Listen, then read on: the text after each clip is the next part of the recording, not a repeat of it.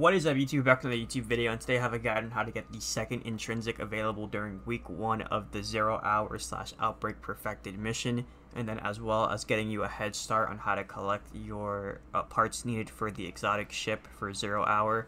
So we're going to go ahead and choose our difficulty. Now you can do this on normal or legend. For me, I just recommend doing it on normal just because you get the 40-minute timer and stuff like that. Do make note of what day you're doing this, that way it's a little easier, a little more difficult depending on what the burn is. For example, today's solar threat, so this should be a little easier just because a lot of enemies do arc damage, but there is some solar damage, just keep track of that. So I'm going to go ahead and load into this. Now there isn't a lot that really needs to happen here. All you really have to focus on is certain encounters and certain puzzles. Now the beginning is going to be just like we do it all the time, just worry about ads and stuff, but you're going to have to pick up a keypad, and you are going to have to interact with the puzzle in the first half. Then the second half of the mission, right before the boss fight, is where things are going to change. So what I'm going to do is load in, I'm going to speed up the gameplay, and I'll pick up with you guys when it's the important parts.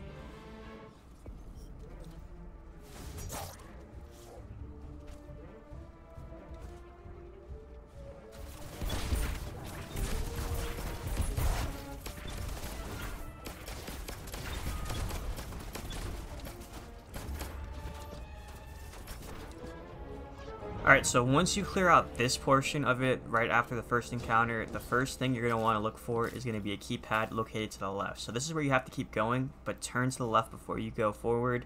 And you can see right here we're going to have 3 keypads on a shelf. Go ahead and interact with them, and then we're going to make our way to the next area. Now I'm going to speed up the rest of this gameplay because we have to kill all these ads first, but there will be a puzzle in this next room.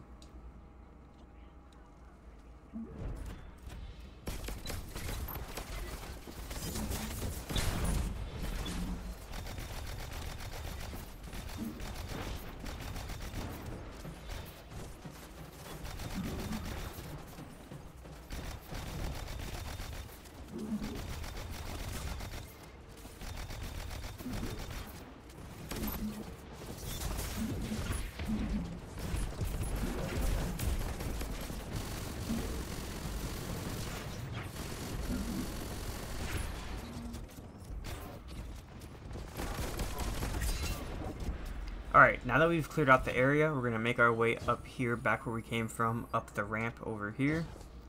And you can see there's going to be this little interactable console right here. It's going to say Access Console. Now, just make sure as soon as you're ready to interact with it, you hold X. Now, you are going to get a temporary clearance granted buff. You can see you can get that for 45 seconds. And then we're going to make our way back here to this middle area. Now, what I do is just stare at this right here. This is going to tell you what you have to shoot pretty much. And you can see that symbol doesn't align with it. Let's see, does this symbol align with it? It does, so we're going to shoot it. Then we're going to get another symbol here, which is the top of a diamond. That symbol doesn't align. This one has to be it. Shoot that one. And then you can see this one's going to be the last one. It's always going to be a group of 3. Then once you fulfill it, you will get in the bottom left, sequence accepted. Now, if you mess up a couple times, it's completely fine. All you have to do is if you mess up and you shoot them out of order, you have to come up here and access the console again. You can see it's not going to give me the option because I did it, but you'll just come over here, interact with it again, and then you can do it. Now, another thing is if you let the timer go away, that's going to count as a failure, which all you have to do is go back to the console and do it again. Just to show you one last time where the locations are, you can see there's one symbol that spawns there, one symbol is going to spawn up here, and then one symbol is going to spawn down here. It's all about just matching what is popping up on the little hologram down here. But now that we've done that, we're going to go ahead and make our way to the boss room. So I'm just going to cut straight to that. We're not even going to speed up the gameplay, just cut straight to the right before the boss room. I just want to jump in real quickly. This is me editing this afterward, and I just want to make note that if you are doing this on normal difficulty, feel free to just follow along with the video. I'm going to leave the gameplay there, that way it's easy for you to follow, and that way you know how to get to the vault. But if you're doing this on legend difficulty, you can't access the same pathway to the vault that I am. If you want to know the pathway, in case you're stuck or whatever, check out the on-screen little graphic thing that's popping up right now. It's going to take you to my week 1 0 hour guide, and somewhere in that video there's going to be timestamps where you can go ahead and look at the legend route and everything like that to get to the vault room. I do make note in the video that there's going to be a different route that you have to take every time on legend difficulty. So just look for that, skip around a little bit, and you should have no problem finding it. But yeah, I'm going to go ahead and pick up with you guys once we get to the vault.